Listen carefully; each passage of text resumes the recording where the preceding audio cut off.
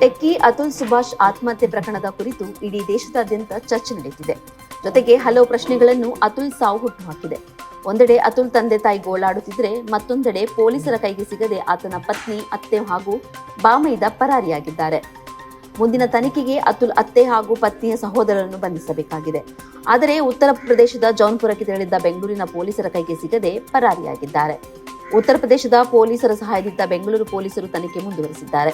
ಅತುಲ್ ಸುಭಾಷ್ ಪತ್ನಿ ನಿಖಿತಾ ಸಿಂಘಾನಿಯ ಮನೆಯ ಗೋಡೆಗೆ ಬೆಂಗಳೂರು ಪೊಲೀಸರು ನೋಟಿಸ್ ಅಂಟಿಸಿ 3 ದಿನಗಳಲ್ಲಿ ವಿಚಾರಣೆಗೆ ಹಾಜರಾಗುವಂತೆ ಸೂಚಿಸಿದ್ದಾರೆ.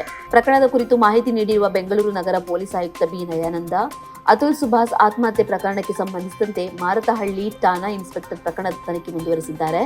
ಸಾಕ್ಷಿ ಸಂಗ್ರಹಿಸಲಾಗುತ್ತದೆ. ಇದುವರೆಗೆ ಯಾರ ಬಂಧನವೂ ಆಗಿಲ್ಲ. ಶೋಧ ಕಾರ್ಯ ನಡೆಯುತ್ತಿದೆ ಎಂದಿದ್ದಾರೆ. Police station limits of Whitefield division, which is registered on the complaint of brother of the deceased. The police inspector has been made the investigating officer, and 2 teams have been made to conduct the investigation and collect all the evidences pertaining to this case, and also to trace and apprehend the accused persons.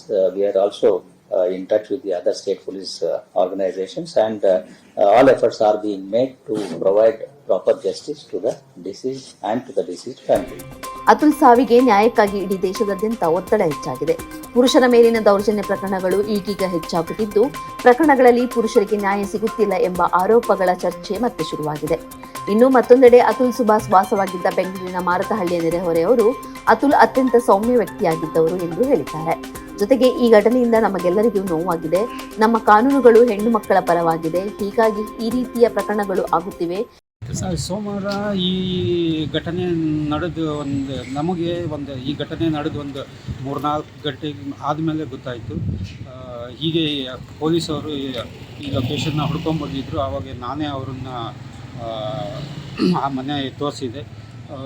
ಅವತ್ತು ತುಂಬ ಜನ ಪೊಲೀಸರು, forensic ವ್ಯಾನ್ಗಳು, 2-3 forensic ವ್ಯಾನ್ಗಳು ಹಾಗೂ 2 ambulance, ಮತ್ತು ತುಂಬ ಜನ police ಪಡೆಗಳು ಇಲ್ಲಿ ಬಂದು ವಿಚಾರಣೆಗಳು ಮಾಡಿದ್ದಾರೆ. ಈ ಘಟನೆ ತುಂಬ ನೋವು ತಂದಿದೆ. ಇಲ್ಲಿ ಸುತ್ತಮುತ್ತ ಇರೋ ಜನವ್ರಿಗೆಲ್ಲ. ಈಗೆಲ್ಲ ಜನ ತುಂಬ ಹೆದರ್ಕೊಂಡ್ಬಿಟ್ಟಿದ್ದಾರೆ. ಹೆಣ್ಮಕ್ಳ ಬಗ್ಗೆ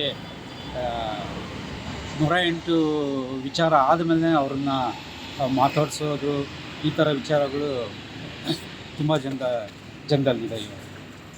ಈಗ ನಮ್ಮಲ್ಲಿರೋ ಕಾನೂನುಗಳು ಎಲ್ಲ ಹೆಣ್ಮಕ್ಕಳ ಪರವಾಗಿಯೇ ಇದೆ. ಗಂಡು ಮಕ್ಕಳ ಪರವಾಗಿ ಯಾವುದೂ ಕಾನೂನುಗಳು ಸರಿಯಾಗಿ ಸೃಷ್ಟಿ ಮಾಡಿಲ್ಲ. ಹೆಣ್ಮಕ್ಳ ಪರವಾಗಿರೋದ್ರಿಂದ ಈ ಹರಾಸ್ಮೆಂಟ್ ಕೇಸು, ಪಾಸ್ಕೋ ಕೇಸು ಇವೆಲ್ಲ ನೋಡಿದರೆ ಹೆಣ್ಮಕ್ಳು ಈ ಸಮಪಾಲನ ಕೇಳ್ತಾ ಇದ್ದಾರೆ.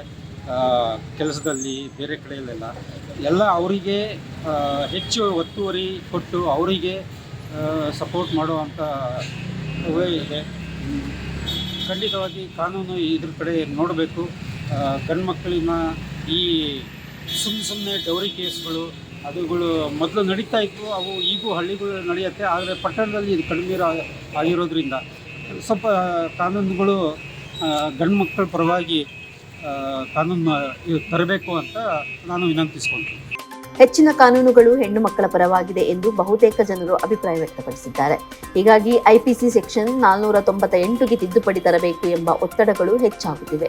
ಇನ್ನು ಬೈಕ್ನಲ್ಲಿ ಪರಾರಿಯಾಗಿರುವ ನಿಖಿತಾ ನಿಶಾ ಸಿಂಘಾನಿ ಅವರನ್ನು ಬೆಂಗಳೂರು ಪೊಲೀಸರು ಪತ್ತೆ ಮಾಡಲು ಉತ್ತರ ಪ್ರದೇಶದಲ್ಲಿ ತನಿಖೆ ಮುಂದುವರೆಸಿದ್ದಾರೆ.